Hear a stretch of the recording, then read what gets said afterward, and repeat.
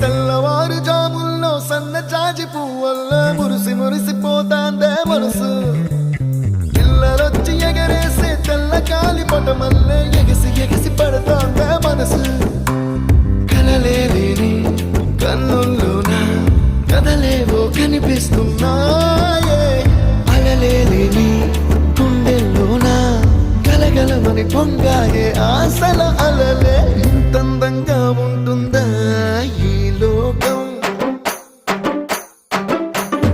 ఇన్నాళ్ళు ఈ మనసుకి తెలియాలేదే పాప